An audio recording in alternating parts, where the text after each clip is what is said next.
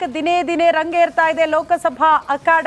ಕಾರಣ ಚುನಾವಣೆ ಹತ್ತಿರ ಆಗ್ತಾ ಇದ್ದಂತೆ ಎಲ್ಲಾ ರೀತಿಯ ಸಿದ್ಧತೆಗಳು ಮೂರು ಪಕ್ಷದಿಂದ ಆಗ್ತಾ ಇದೆ. ಇನ್ನು ರಾಜ್ಯದಲ್ಲಿ ದಳ ಕಮಲ ಮೈತ್ರಿ ಮಾಡ್ಕೊಂಡಿರೋದ್ರಿಂದ ಯಾವ್ಯಾವ ಕ್ಷೇತ್ರಗಳು ಮಂಡ್ಯ ಪಾಲಾಗುತ್ತೆ?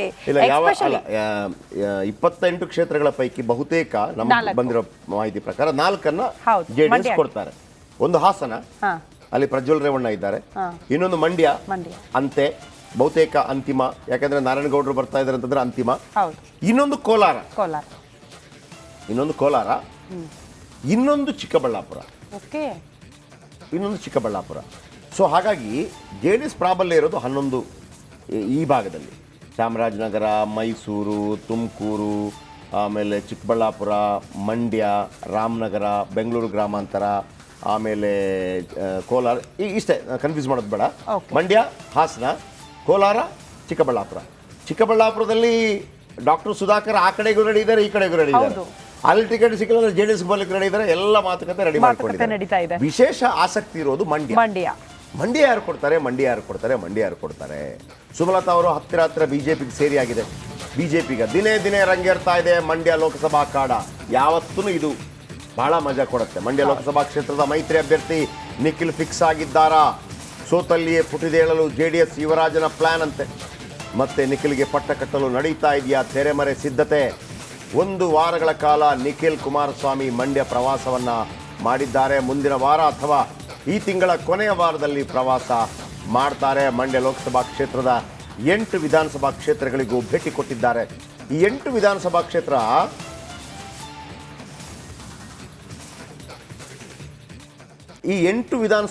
ಇದೆ ಅಲ್ಲಿ. ಅದರಲ್ಲಿ ಒಂದು ಮೈಸೂರು ಕ್ಷೇತ್ರಕ್ಕೆ ಬರುತ್ತೆ, ಕೆ ಆರ್ ನಗರ. ಸಾರಾ ಮಹೇಶ್ ಗೆಲ್ತಾ ಇದ್ರಲ್ವಾ, ಈ ಬಾರಿಯಲ್ಲಿ ಯಾರು ರವಿಶಂಕರ್ ಅಂತ ಗೆದ್ದಿದ್ದಾರೆ.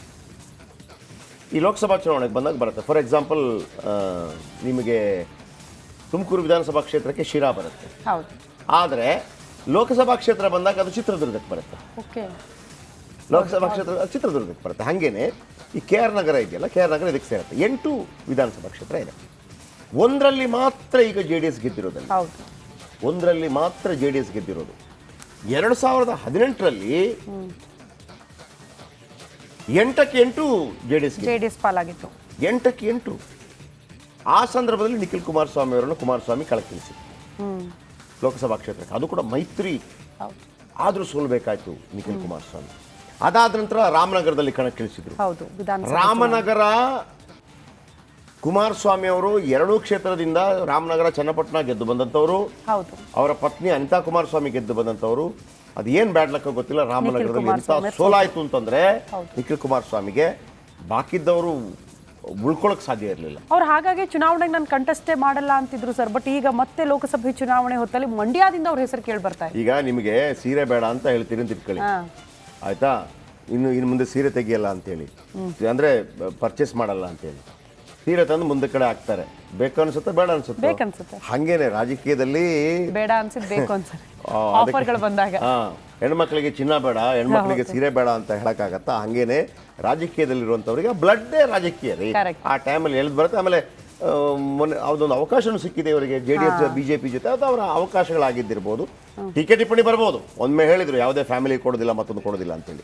ಯಾವ ರೀತಿ ಬಂತು ಇದು ಅಂಥೇಳಿ, ಭಾಳ ಮುಖ್ಯವಾಗಿ ಕಾಂಗ್ರೆಸ್ ಕಳೆದ ಬಾರಿ ಪಕ್ಷೇತರ ಅಭ್ಯರ್ಥಿ ಸುಮಲತಾ 7,03,660 ಮತಗಳನ್ನು ಪಡ್ಕೊಂಡಿದ್ರು. ನಿಖಿಲ್ ಕುಮಾರಸ್ವಾಮಿ 5,77,784 ಮತಗಳನ್ನು ಪಡೆದಿದ್ರು 2019 ಲೋಕಸಭಾ ಚುನಾವಣೆ. 1,25,876 ಮತಗಳ ಅಂತರದಿಂದ ಸೋತಿದ್ರು ನಿಖಿಲ್ ಕುಮಾರಸ್ವಾಮಿ. ಮಂಡ್ಯ ರಿಪೋರ್ಟರ್ ಆನಂದ್ ಮತ್ತೊಮ್ಮೆ ನಮ್ಮೊಂದಿಗೆ ನೇರ ಸಂಪರ್ಕದಲ್ಲಿದ್ದಾರೆ. ಏನ್ರಿ ಆನಂದ್, 28 ಲೋಕಸಭಾ ಕ್ಷೇತ್ರ ಇದೆ ರೀ. ಕಳೆದ ಬಾರಿ ಕೂಡ ನಿಮ್ದೇ ಆಗೋಯ್ತು. ಹೌದು, ಮಂಡ್ಯದ್ದೇ ಆಗೋಯ್ತು. ಕಳೆದ ಬಾರಿ ಇದ್ದವರೆಲ್ಲ ಬೈತಾ ಇದ್ರು ನಮ್ಮನ್ನ, ಸ್ವಾಮಿ ಬೇರೆ ಕ್ಷೇತ್ರ ಕೂಡ ಇದೆ ತೋರಿಸಿ ತಂದ್ಬಿಟ್ಟು. ಅಲ್ಲಿ ದರ್ಶನ್ ಬಂದ್ರು, ಆಮೇಲೆ ಯಶ್ ಬಂದ್ರು, ಸುಮಲತಾ ಬಂದ್ರು, ಆಮೇಲೆ ಕುಮಾರಸ್ವಾಮಿ ಬಂದ್ರು, ನಿಖಿಲ್ ಕುಮಾರಸ್ವಾಮಿ ಬಂದ್ರು. ಇದೇ ಆಗೋಯ್ತಲ್ಲ. ಈ ಬಾರಿ ನಮ್ಮನೆ ಬೇರೆ ಕಡೆ ಹೋಗಕ್ ಬಿಡ್ತೀರಾ? ಏನ್ ಕತೆ ಮಂಡ್ಯದ್ದು? ಜಯಪ್ರಕಾಶ್ ಶೆಟ್ಟಿ ಕಳೆದ ಬಾರಿಯಷ್ಟೇ ಈ ಬಾರಿಯೂ ಕೂಡ ಹೈ ವೋಲ್ಟೇಜ್ ಆಗುವಂತ ಎಲ್ಲಾ ಲಕ್ಷಣಗಳು ಮಂಡ್ಯ ಕ್ಷೇತ್ರದಲ್ಲಿ ಕಾಣಿಸ್ತಾ ಇರುವಂತದ್ದು. ಯಾಕೆಂದ್ರೆ ಈಗಾಗಲೇ ನಿಖಿಲ್ ಕುಮಾರಸ್ವಾಮಿ ಅವರು ಇಷ್ಟು ದಿನ ನಾನು ಈ ಲೋಕಸಭೆ ಚುನಾವಣೆಯಲ್ಲಿ ಸ್ಪರ್ಧೆ ಮಾಡಲ್ಲ ಅಂತ ಹೇಳಿದ್ರು. ಆದ್ರೆ ಈಗ ಏನು ಪಕ್ಷದಲ್ಲಿ ಆಗ್ತಾ ಇರುವಂತ ಬೆಳವಣಿಗೆಗಳನ್ನ ನೋಡಿದ್ರೆ ನಿಖಿಲ್ ಕುಮಾರಸ್ವಾಮಿ ಅವರು ಮಂಡ್ಯದಿಂದ ಸ್ಪರ್ಧೆ ಮಾಡೋದು ಬಹುತೇಕ ಖಚಿತ ಅನ್ನಿಸ್ತಾ ಇರುವಂತದ್ದು. ಯಾಕೆಂದ್ರೆ ಅವರು ಮುಂದಿನ ವಾರ ಅಂದ್ರೆ ಒಂದು ಕ್ಷೇತ್ರಕ್ಕೆ ಒಂದು ದಿನದಂತೆ 8 ಕ್ಷೇತ್ರಗಳಲ್ಲೂ ಕೂಡ 8 ದಿನ ಪ್ರವಾಸವನ್ನ ಮಾಡ್ತಾ ಇದ್ದಾರೆ.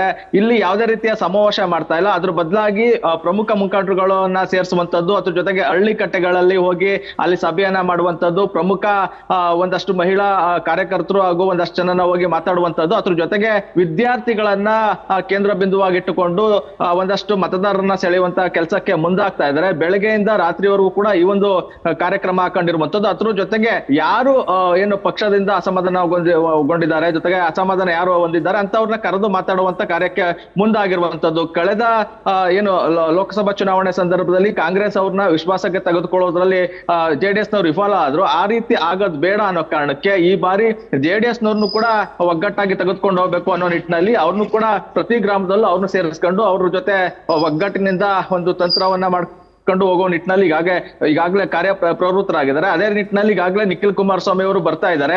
ಇನ್ನು ಈಗಾಗಲೇ ಮಂಡ್ಯದ ಬಹುತೇಕ ಮುಖಂಡರುಗಳು ಸಾಕಷ್ಟು ಆಕಾಂಕ್ಷಿತರು ಇದ್ರು ಕೂಡ ದೇವೇಗೌಡರು ಕುಟುಂಬಸ್ಥರೇ ಬರ್ಬೇಕು, ಅದರಲ್ಲೂ ಕೂಡ ನಿಖಿಲ್ ಕುಮಾರಸ್ವಾಮಿ ಅವರೇ ಬರ್ಬೇಕು ಅಂತ ಹೇಳಿ ಒತ್ತಾಯ ಮಾಡ್ತಾ ಇದ್ದಾರೆ. ಯಾಕೆಂದ್ರೆ ಕಳೆದ ಲೋಕಸಭಾ ಚುನಾವಣೆಯಲ್ಲಿ ನಿಖಿಲ್ ಅವರು ಸೋತಿದ್ದಾರೆ.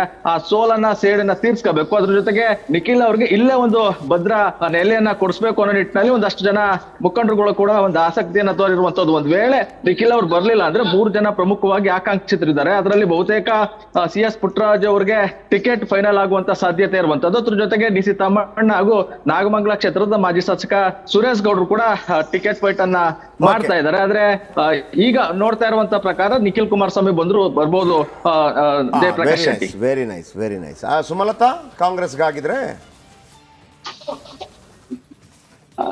ಅವ್ರ ನಡೆಯನ್ನ ಕಾದ್ ನೋಡ್ಬೇಕಾಗಿದೆ. ಯಾಕೆಂದ್ರೆ ಕಾಂಗ್ರೆಸ್ ನಲ್ಲಿ ಈಗಾಗಲೇ ಉದ್ಯಮಿ ಸ್ಟಾರ್.